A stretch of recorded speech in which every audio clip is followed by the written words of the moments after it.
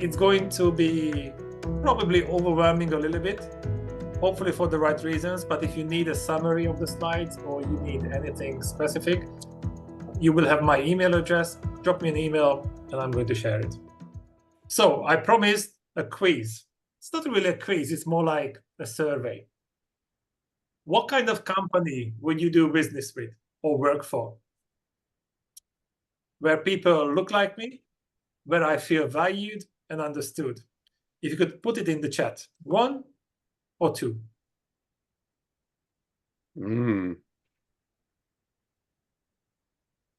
I would say there's right or wrong answer, but no. 2, 2, 1.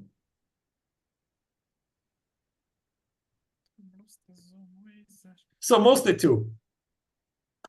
Where I feel valued and understood. Daniel needs more. I think you're a good-looking guy, so obviously that makes sense. But most people chose where I feel valued and understood. Which one is a fundamental psychological human need? Diversity or belonging? 1 or 2? 2, 2, 2. Okay, there's more agreement now. Last question. Which area of the D&I field involves over 90% of activities, tools, and measurable data? Diversity or inclusion? 1, 1, 1, both. 1, 1. So it seems like that we have a huge discrepancy.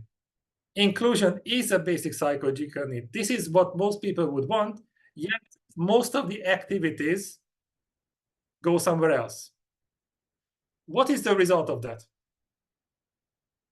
Companies invest insane amount of money in these programs, and the burnout rate is up by 50% compared to last year in some segments in the companies.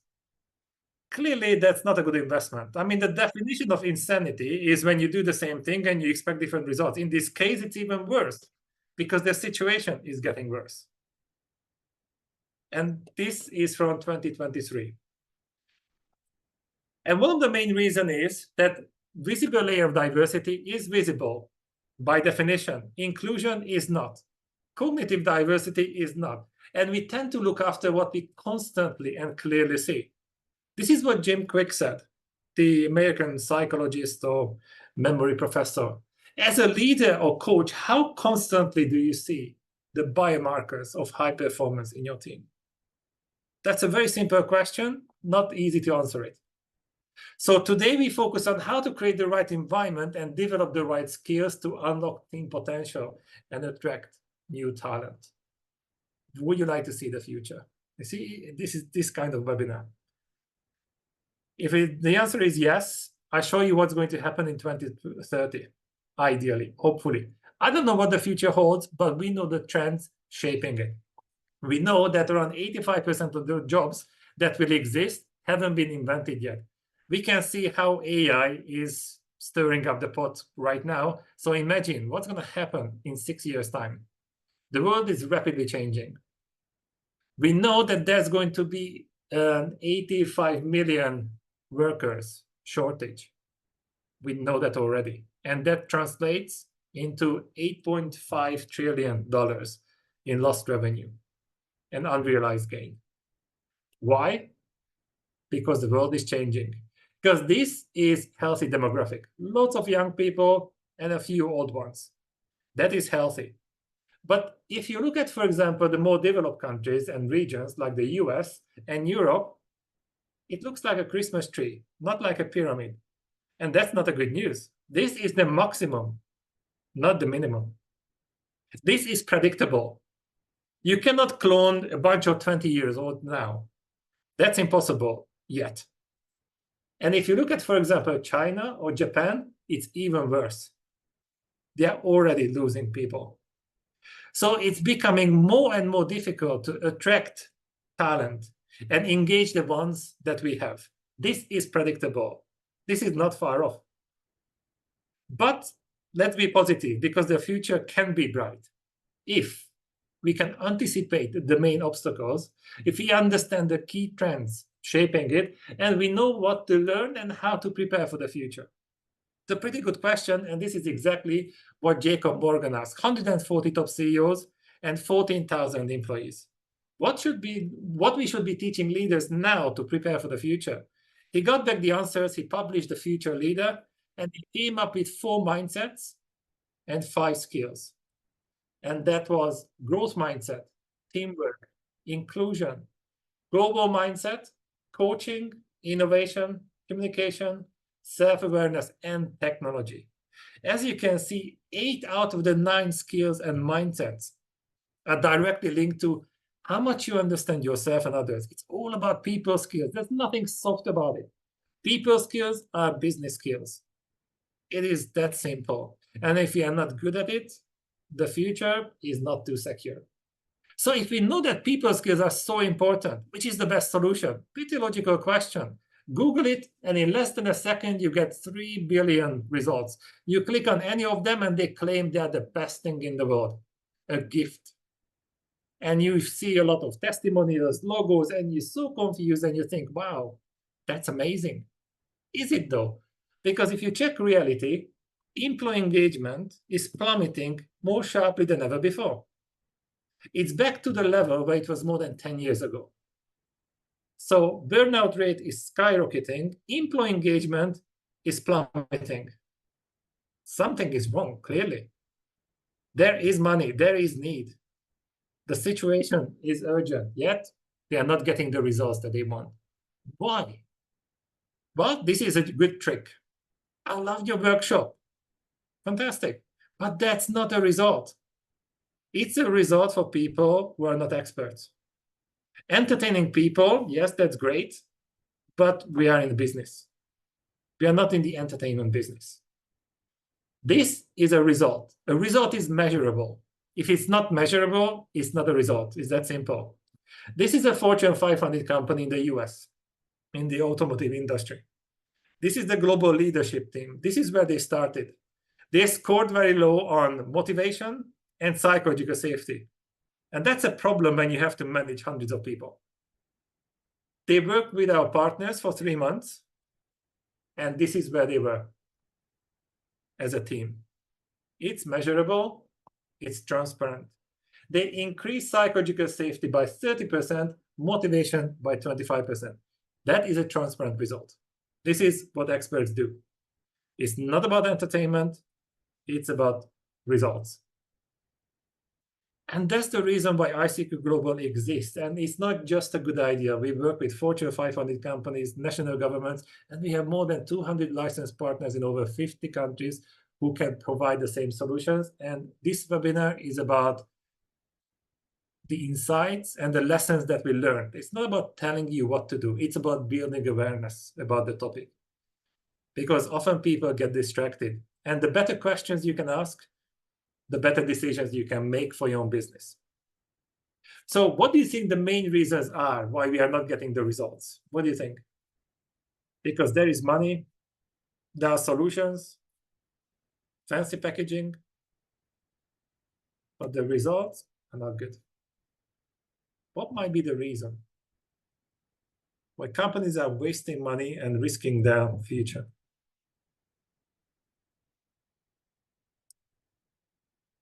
What can be the reason? I can show you 3. And this is what we learned in the last more than 10 years. And that is called the dark triad of future risking solutions. It sounds nasty, well, because it is. So obviously there are 3 members: outdated and disconnected solutions, guess and hope-based solutions, feel good but make no difference solutions. And I'm going to show you examples. Because once you have a label, it's much easier to notice them. Otherwise, they can be tricky. So the first one is outdated and disconnected solutions. They optimize something that shouldn't exist anymore. Because most of the popular management and leadership models were created by people who were born after the American Civil War in the 19th century. They were designed for the challenges of life without internet, cheap flights, European Union. The world completely changed. but not the solutions we are using. They were created when less than 17% of the value was created by humans. They were seen as a cost to contain. Today, that value is more than 90%. It completely changed, and new challenges require new solutions. It's a no-brainer. You wouldn't take your Tesla to a blacksmith because they are passionate about electric cars. No, they don't have the right tools. They don't have the expertise to fix it. You cannot fix smart TVs tools designed for black and white ones. It's different, even if you are passionate about it. And especially not big companies, they use a lot of psychometric assessments, intercultural solutions. They use so many different ideas that people speak different languages and they don't understand each other. You can try it harder, but it's not going to help you. That's the problem with that. So how can you create one operating system and many applications? The second member of the triad, guess and hope-based solutions. How do you optimize something that you cannot see? If you ask those 3 billion companies, is your program useful or entertaining? They would say, hello, it's both, off the chart. But then you check reality, and they are barely entertaining and hardly useful. And it's not me saying it, but the MIT Sloan Management Review. They wanted to understand why most leadership programs are returning negative return on investment. How is that possible? And they had to realize that often the evaluation is based on how informative and entertaining a program was, not how valuable it was. They didn't measure the impact on the team, the people who mattered the most. There was nothing about following the trajectory of the leaders. And often they made a decision based on packaging. Fantastic. Here's the result. Not entertaining, definitely not useful, but it costs a lot. And at the same time, Baiba Giga, for example, did the research and published a white paper last year. She did interviews with companies in the UK, including startups all the way up to enterprise-level companies. And she wanted to understand what are the main challenges of the hybrid environment. And there were 7 of them.